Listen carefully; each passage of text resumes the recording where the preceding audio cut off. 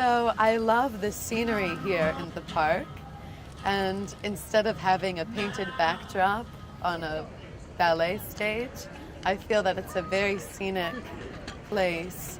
And for people just wandering through the park to see a ballerina, it's quite magical. It's a little bit as if they've been transported into another realm. So when I'm here in Central Park dancing, because I don't choreograph what I'm going to do, and there's always other things going on in the park. I may look up at the fountain where there's this beautiful statue of a woman with wings. So then I become the woman with wings. It's funny because people can sense that.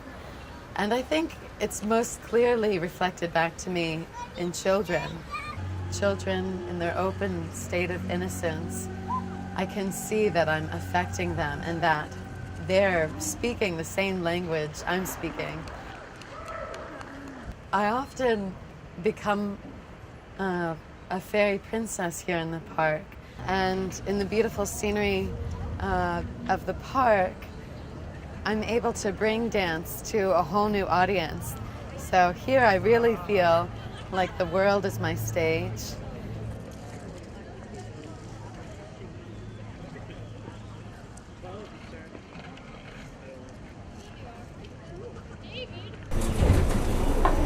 This is my outbound F Express. The next stop's 21st.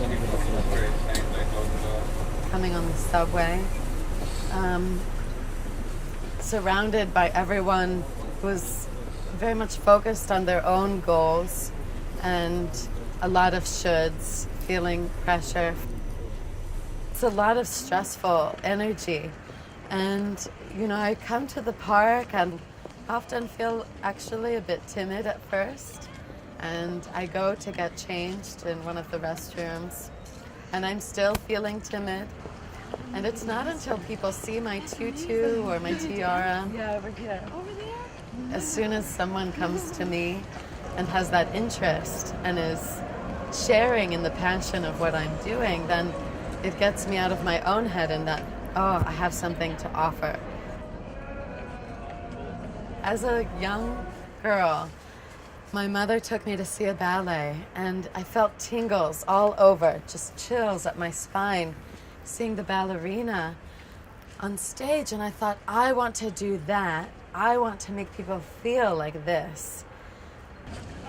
With my own struggles in the ballet world, it was heartbreaking for me as a teenager to feel rejected and be told that I no longer belonged because my body had changed form. I was 16, that's when I hit puberty. The boys all thought I had gotten implants because my breasts had grown so fast. And my teachers were like, what happened to you? Like yelling at me in front of the whole class. You know, I was stressed. I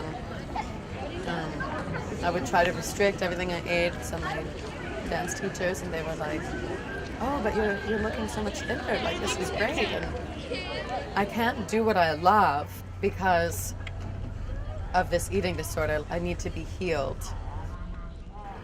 A lot of times it's through struggle and hardship, and sometimes, you know, you have to go through the hardship to realize how strong you are.